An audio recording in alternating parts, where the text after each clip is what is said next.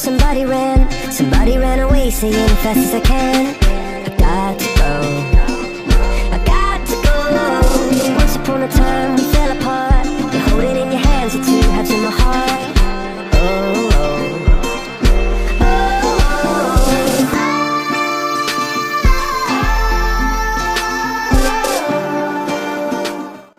Caleb left out of the house early the next morning. I threw back the covers and shot out of the bed. He told me last night he will be back to get Eve and I around 2. This meant we had to be gone before he got back. Quickly I hopped into the shower. My mind raced the whole time. There was a part of me that said I was indeed being very foolish and selfish for what I was getting ready to do. What if Eve needed her father to be in her life? What if having married parents will make her life just a little bit easier? But how can I marry a man as dangerous as Caleb? A man I will always be afraid of. A man that can kill and not lose a wink of sleep. I wanted a husband that made me feel safe, not one that made me afraid. I wanted a husband I can learn from, one I could build a home with, not one whose actions could tear it down. I believed that man was out there somewhere waiting for me. However, that man was not Caleb, and marrying him could turn out to be the biggest mistake I ever made in my life. As I got out the shower, I dried myself off. I was convinced I was making the right decision. I stood in the mirror and moisturized my body. Okay, sure, I could be making a very dangerous decision, but he said he wouldn't hurt me. Can you really believe what a mobster say? Nah. However, he couldn't hurt me if he couldn't find me. And because I knew myself very well, I needed a distraction, or else I was going to be worrying like crazy all day. And there was no better distraction than Shantae and Keturah. I opened the door to my closet. What to wear? Keturah was a Pan-African, dead set on revolution. Shantae was a straight-up ghetto boo, and the only revolution she was prepared to fight was the one against the neighborhood beauty supply store for price gouging with the human hair. 2 weeks ago, I had to pull her out of the stove. I thought she was gonna hurt that little Chinese man. I mean, this girl was ready to send it up just because they raised the price a whole 75 cents a bag. That was Shantae. Anyway, she and Keturah did not get along. So unless I needed to be distracted like today, I never tried to hang out with both of them at the same time. Keturah said Shantae was the problem with the black community. Ghetto and trifling, she called her. Shantae said Keturah needed to stop trying to get everybody to go back to hot-ass Africa. I tapped my lips with my finger. Whenever I hung out with them both, I had to be careful in what I wore. So I had to dress in a way that they both could relate to, or else they would instantly assume I was taking the other side. Today, I would rock ghetto boo Afrocentric gal. Yeah. I took down my African print wrap skirt I got from off Madison and Pulaski. I was going to shake it up by rocking this with my white off-the-shoulder Gucci blouse. Another awesome find from Madison and Pulaski, $10. Now granted, the tag on the shirt said Tom's Made in China, which was probably the only reason why I got this shirt for $10. But the tag on the outside said Gucci, and that was good enough for me. Now, to accessorize. I piled my locks up on the top of my head into a messy bun, letting a few of them spill out. I added a couple pieces of lock jewelry to my hair, and then my big gold-like hoops for my ears. I think I will go without a necklace and let my off-the-shoulder shirt do its thing. I put on my gold-like bangles, a little lip gloss on my lips, and then my Adidas. Then I headed into Eve's room to get her ready and pack her diaper bag for the day. She sat up in her crib blinking at me, not used to me waking her up. "Yeah, surprised you, didn't I?" asked as I scooped her up out of the bed. Today, she could wear one of her new outfits I got for her yesterday with her little Adidas. While getting her dressed, we went over her ABCs and colors. Eve was a smart baby, and the more stuff I taught her, the more stuff she learned. Her brain was like a little sponge, thirsty for information. So I figured it was my job to fill it with information. My daughter wasn't gonna be nobody's dummy. She gonna be a trailblazer like Mrs. Janet Collins, or my Nana, or Stormy, or Mama Rita.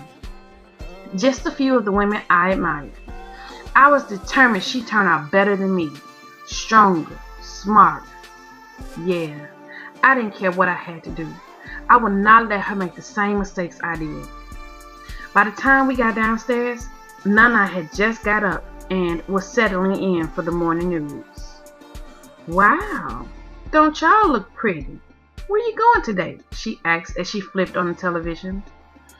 "Probably gonna take Eve to the zoo and have lunch with Couture and Shantae." She started shaking her head before I could even finish speaking. You know, it's something wrong with both of them. I chuckled as I kissed her cheek. Their grandmama probably saying the same thing about me. I headed into the kitchen to make her and Eve's breakfast. "They grandma ain't gotta say that about you. Your grandma say it about you," she called from the living room. I laughed, shaking my head. A few minutes later, Eve pushed the kitchen door open and climbed up in her high chair. She looked so pretty in her little jumpsuit. "Did you read your book for Nana?" I asked. With a grin that showed all 8 of her teeth, she nodded as she began to tell me all about it in Eve's language. You know, I did work a lot. So much so that I missed out on precious time to spend with my child. But I thank Yah that despite that, she was still a happy baby. Nana pushed open the door, walking slowly into the kitchen. Her joints must be aching her today. "How your legs feel?" I asked, placing her and Eve's food on the table. "My legs are just fine." Slowly, she eased down in the chair. Goodness, my Nana was so stubborn. She could receive so much more help if she would just allow it. "Maybe we should," I began, but she cut me off. "So, it looks like our guest is an early riser, huh?" I narrowed my eyes at her. "Changing the subject much?" "Yeah, maybe he gotta work early." "Speaking of work, ain't you supposed to be going today?" "Oh, man." I cleared my throat. I took a few days off." She shook her head as she began to stir cream in her coffee. "In my day, you had to show up for work every day in order to pay your bills. Good thing that young man offered to pay us a little more on the rent, and you wanted me to kick him out." "Yeah, good thing." I quickly finished making their breakfast. Rather than let Eve feed herself, I fed her, so that we can get out of here before Nana asked any more questions that I had to lie to her about. She was the one person I hated lying to. "Goodness, where are you in a rush to run off to?" she asked as I finished the last of the breakfast dishes. I dried my hands with the kitchen towel. I told Shantae and Katura I would be there to pick them up at about 9:30. "Pick them up?" she asked. "Oh, crap. The car." "Pick them up in what?" I heard her ask, but I was already out the kitchen door with Eve. I scooped up the diaper bag and quickly slipped out of the front door.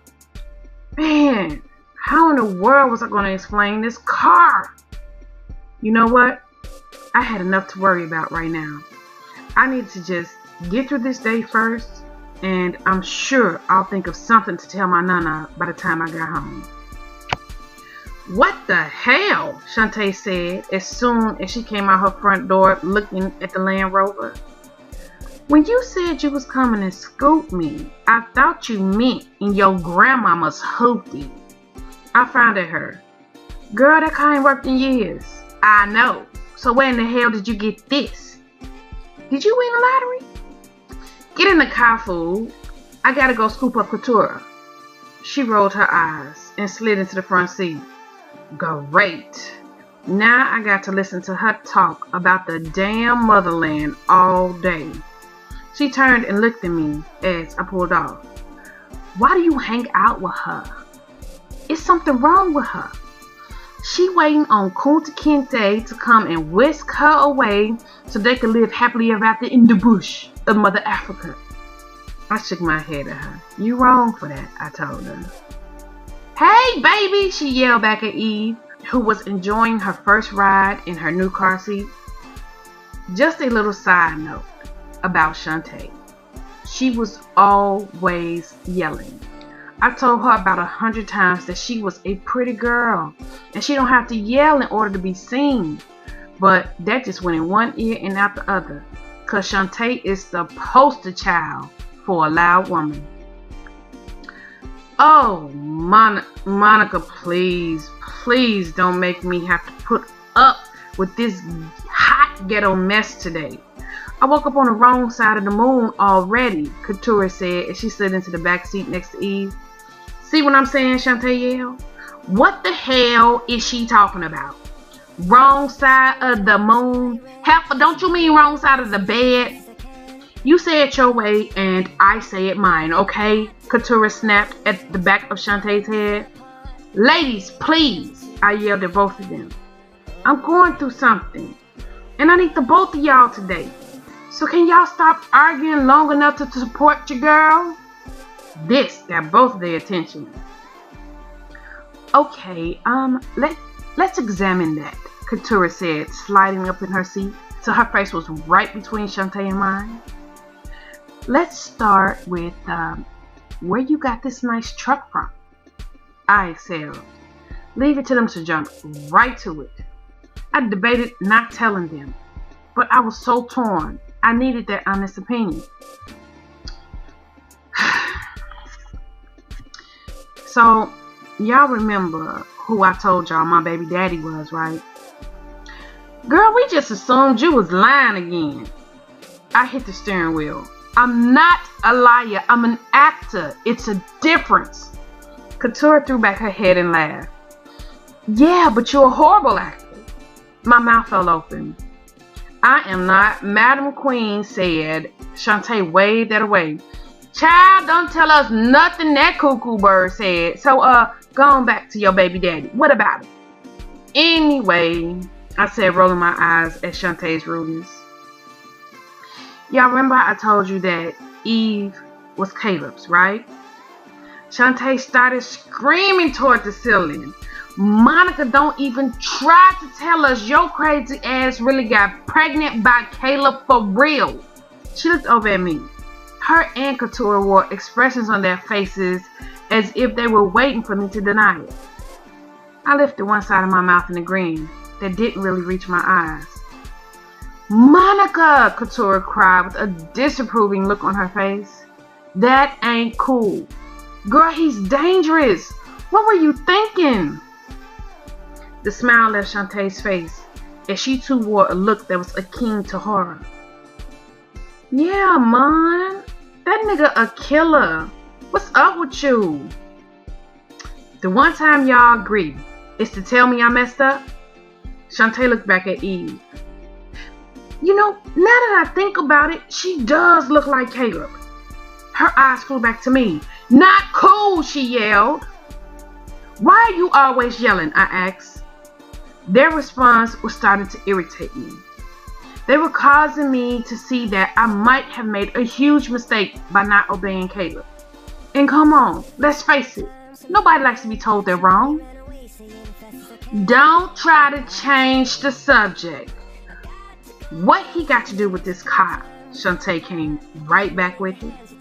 The fact that I just called her loud did not even bother her. Not one bit.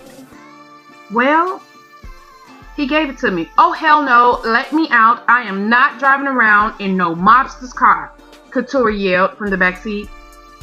That's not the worst of it. Oh well. I was out here now. I might as well tell them everything. What can be worse than that? They both asked at the same time. I took a deep breath and I began to explain to them what I had done. How I had got him locked up, and how he had gotten out of jail, how he was forcing me to be with him to make up for the 2 years I stole from him, how I went down to his apartment building and got him evicted, how he ended up living at the boarding house, him finding out about Eve and demanding that I be ready at 2 o'clock today to marry him, and how I was using them as a distraction, as I conveniently said to hell with him and his demands. By the time I got done, we were standing in front of the lion's cage, where Eve was making growling sounds from her stroller. Both of my girls just stood there, looking at me as if I had grown a second head. Say something, I told them. I was already a nervous wreck. I didn't need them standing there looking at me like that. You are crazy as hell, Couture said, gaining control of herself first. You gonna get your fool self killed, Shantae followed. He said he would never hurt me. Both of them rolled their eyes at me. I heard that nigga took out Milo and his twin Junebug. They say he stashed the bodies in the new Central Expressway ramp. Couture and I frowned at Shantae. What? I asked. Girl, in the cement. Them niggas in the cement. Every time somebody get on the expressway at Central, they drive over them dudes. Couture put her hands over Eve's ear. Don't speak of this child's father like that in front of her.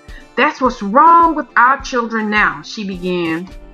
But Shantae dropped her head back on her neck.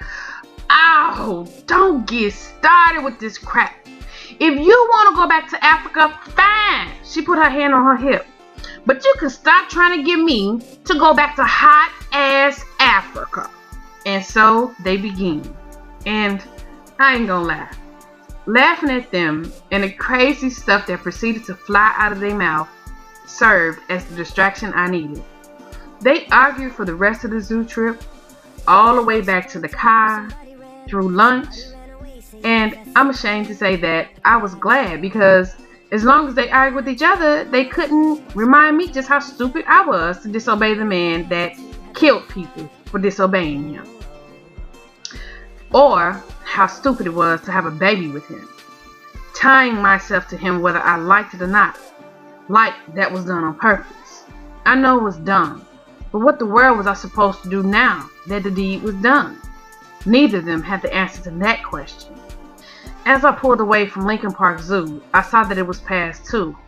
I couldn't help but smile to myself. Yeah, it was dangerous, but it still felt good that my plan came together. No sooner had I thought those words, though. 2 motorcycles appeared on both sides of the car. What the hell? I cried. This was a one-way street, but it was big enough for them not to have to be driving so close to me. Couture and Shantae stopped arguing as they realized something was wrong. Oh my God, what are they doing? Shantae yelled. The riders were dressed in all black. Even their helmets were black, and I couldn't see their faces. I honked my horn. Look, there's another one, Couture screamed, pointing in front of us. My heart began pounding out of control. The rider stepped on his brakes, turning his bike to cut me off completely. I brought the truck to a stop. Don't panic. Don't panic. I looked in my rearview mirror to check on Eve. She was out. The full day she had was causing her to sleep through all this drama. Something else caught my attention in the rearview. A black Land Rover pulled up behind me. Oh yeah, it was Caleb. He looked menacing as he drove up with one hand. My frightened eyes connected with his angry gaze in the mirror as he put his truck in park. I turned the wheel to the right and was getting ready to step on the gas when the bike to my right moved up, blocking me in. I turned the wheel to the left, and the bike on the left did the same. Oh no, I cried. What? Shantae screamed. She was clutching the dashboard with a death grip. It's Caleb. What? Couture and Shantae turned to look out the back window just as Caleb, who was dressed in an all-black 3-piece suit, stepped out of the truck. He fastened the button on his jacket and slowly approached my side of the truck. I quickly locked the doors. Shantae gave me a "really" look. He stopped next to my door and motioned for me to let down the window. I did, but only halfway. He leaned down looking into the car. He had that deadly smile on his handsome face as he took in everyone. When his eyes landed on Eve, who amazingly still slept, his look softened just a bit. "Damn, he fine as hell," Shantae whispered. I turned to look at her and returned her "really" look. "Hey, sweetheart," he finally spoke. "Did you forget we had an appointment today at 2 down at City Hall? Good thing the judge is a good friend of mine and is willing to see us at 3. But we need to hurry, so I'm going to need you to follow me, okay?" I shook my head. "Not okay. I'm not marrying you." I stared straight ahead. Too chicken to look him in the eye. He chuckled. "Sure you are. You don't have a choice." "I have a choice, 'cause I ain't going." "Oh yeah? You ain't going?" It was something in his tone that should have made me pause and think about the next words that came out of my mouth. But I didn't. And well, what happened next would be something I don't think I would ever forget. "No, I ain't going." That deadly grin on his face caused the hairs to rise on the back of my neck. "Look at me, baby," he demanded quietly. And I promise, it was as if my head had a will of its own, 'cause it turned to look at him. Shantae was right. He was extremely handsome. "You feel brave, huh?" He asked the question as if he felt sorry for me. "You feel brave 'cause I said I won't hurt you." He chuckled, shaking his head a bit, as if he had never seen anything sadder. I was waiting to see if he was going to go back on his word and hurt me. I can't say that I'd be surprised. "Oh, don't look like that. I'm a man of my word. You always think the worst of me."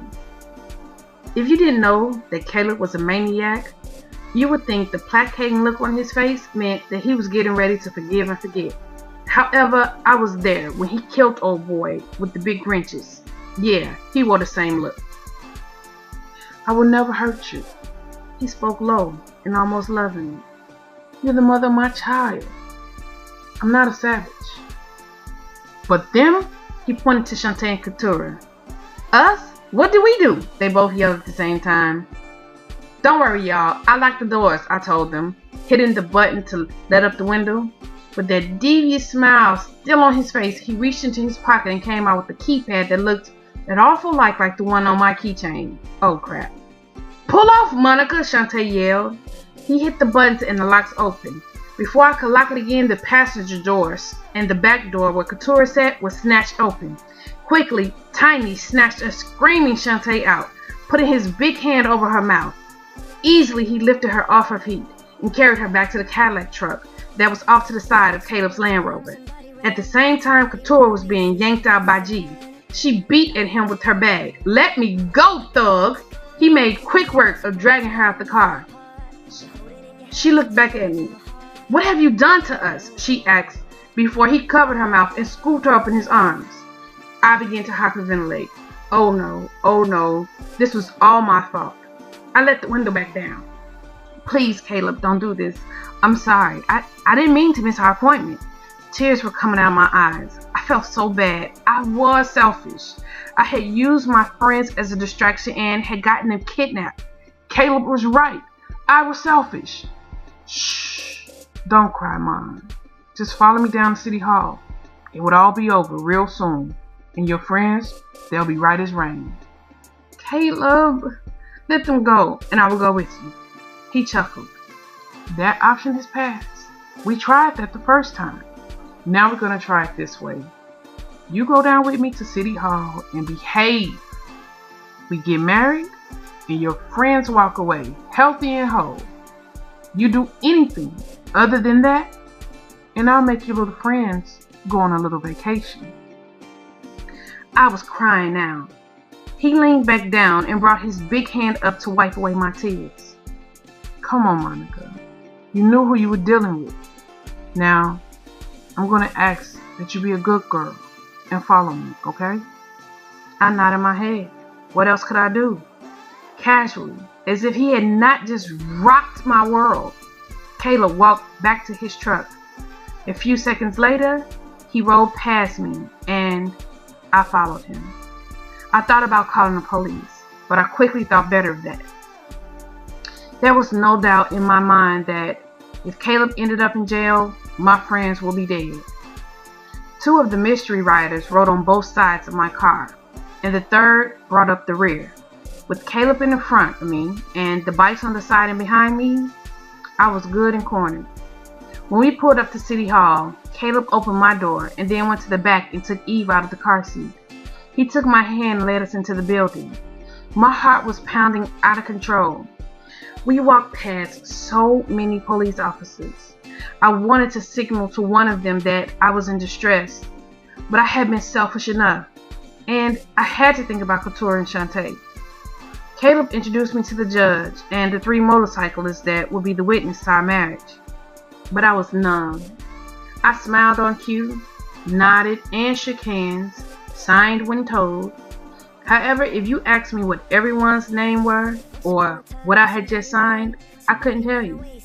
I just wanted this to be over so that my friends who probably hated me right now could be safe.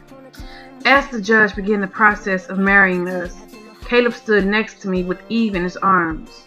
She looked around at everything and everyone with wide eyes, probably wondering what the world was going on. "Do you have rings?" the judge asked Caleb, who sat Eve in a chair that was next to us. One of the bike riders carried a brown box to him. I frowned. That was too big to be a ring. He held the box as Caleb opened it. My mouth fell open as he came out with a beautiful gold arm bracelet. The diamonds in the bracelet sparkled in the office light. I held up my hand. I couldn't help it. I was enthralled. Carefully, he slid it over my hand and up my arm. It entwined like a golden vine up my arm. It was amazing. On the tips of the delicate leaves were little diamonds. I held up my arm, looking closer at the beautiful script that had been weaved into the leaves. It read, "Caleb's Monica." Surprised, I looked back at him, completely taken aback by the beauty of the bracelets, but he wasn't finished. He picked up my other hand and slid my 100% genuine imitation golden bangles off my wrist. When he was done, he held them up, looking for a place to put them before dropping them into the wastebasket. "Hey!" I screeched.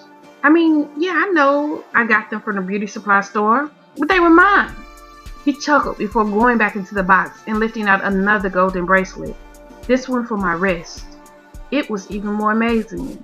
The beauty of it took my breath. I held the bracelet up to get a better look at it. This one had ballet shoes artfully etched into it. The shoes danced on fine script that also read, "Caleb's Monica." He reached into the box and lifted out another bracelet. That one he put on my other wrist. It was identical to the other one, except this one read, "Monica's Caleb." Oh my goodness. I have never seen anything more beautiful than these 3 bracelets. He then went back into the box and lifted out one more, this one smaller. He squatted down in front of Eve, who had watched him put the bracelets on me, and before he could reach for her little arm, she held it up, putting it right up underneath his face. Everybody chuckled at that. Eve was a mess. I smiled proudly. Y'all knows, that's my child. I don't know. Watching him put that bracelet on her made me feel warm inside. Right then I got the notion that no man would ever treat Eve like her father. What man would have done this for her? When he was finished, he scooped her up in his arms, kissing her fat cheeks, before coming back to stand next to me, taking my hand in his strong one. If the judge found it strange that he put 3 bracelets on me instead of a ring, he didn't say anything. He just picked up with the ceremony until he ended with, "You may kiss the bride." Before I could take in the fact that I was now married, Caleb reached around my waist with his free hand and pulled me to him. When his lips touched mine, everything else in the room just seemed to fade away. I moaned when he deepened the kiss. Hungrily, he took my mouth, and I was lost. "Damn, baby, you always taste so good," he whispered to me before he was taking my mouth again. However, the sound of Eve making kissing sounds was like a splash of ice cold water. And it must have felt the same way for him too, because his head jerked back at the same time mine did. We both looked at Eve, and her little lips meshed together as she made the loud kissing sounds. Okay, so remind me not to do that in front of her again, he said, looking at her with a horrified look on his face. I now pronounce you man and wife, the judge continued. The 3 motorcyclists began to clap behind us. Caleb held out his hand and shook the judge's. I really appreciate this, man, he told him. No problem. I'm glad to see you settling down. You deserve a break. Caleb chuckled, shaking his head. Marriage does not mean a break, my good man. As we walked out the building, I contemplated his words. What did the judge mean by he deserved a break? Last night he seemed tired, yet he was up and out the house before the sun rose. Before I could ponder more on that, he was opening the passenger door to his Land Rover for me to get in. The cream Land Rover and the motorcyclists were gone. Caleb put Eve in a car seat that he must have already had because it was different from the one that was in the cream truck. I watched him as he strapped her in. He almost looked like a real daddy. Almost. Did you let my friends go? I asked as soon as he slid into the driver's seat. He nodded. I did. I sat back putting on my seatbelt. And we only have to stay married for a little while, right? He didn't say anything as he pulled out into the busy downtown traffic. I looked back at Eve, who was touching her bracelet. It was so beautiful. When I turned around, I couldn't help but look at mine. I wanted to ask him about them. How did he choose such beauty? I had been expecting a plain gold wedding band, not these fine creations of golden art. I ran my finger over the bracelet that said Monica's Caleb. You like them? He asked, so low that I almost didn't hear him. I started to lie and say that I didn't, but even I can deny such beauty. I do. They are very beautiful. Why did you choose bracelets over a wedding ring? He gave me a dry chuckle. Suddenly, he sounded tired. That same tiredness I saw in him last night. It is what the men in our culture do. Wow. Okay. Was not expecting that to come out of his mouth. What do you mean, our culture? He turned his head to look at me. You've been around Shlomo and his wife all this time, and you haven't taken the time to learn who you are? Ouch. I couldn't help but feel slightly insulted. He asked the question as if I was some kind of dummy. I put my elbow on the armrest of my seat and leaned my head on my palm, staring up at him. I have, for the last few years, I haven't had time to do much but work and go to school. After graduation, work and work, not to mention taking care of Eve. Yeah, I said it with a lot of stank in my voice. But one thing I wasn't going to put up with was him insinuating that I have been wasting my time, cause I ain't the type, player. Why you working 2 jobs anyway? It was my turn to chuckle with no humor.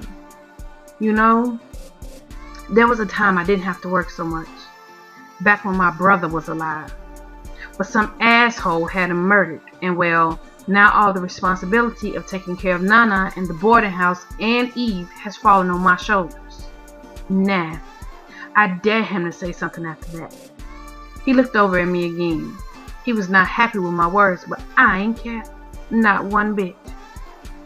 Sit back and listen to the music, he grumbled before he reached over and turned up the music. That's what I thought. After a while, I noticed we weren't heading toward the boarding house. Where are we going? I asked, sitting up, looking around as he turned down the street heading toward Mama Rita's. I'm hungry, was all he said, obviously still soaking over our conversation earlier. We pulled up to the door. A young man in a red coat quickly came to open the door for me. Caleb got out and took Eve out the car seat.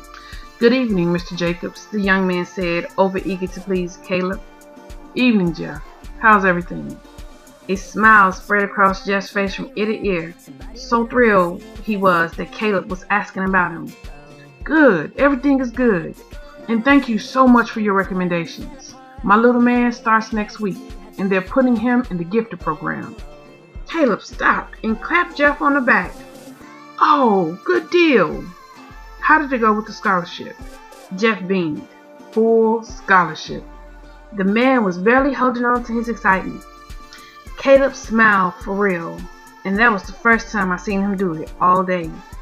He was truly proud of Jeff and his son, who he apparently had helped get into a really good school.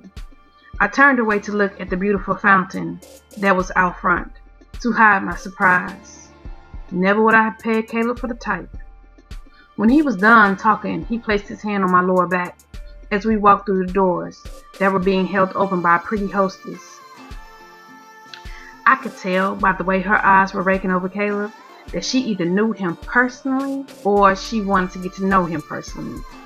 Good evening, Mr. Jacobs. Your party is already here.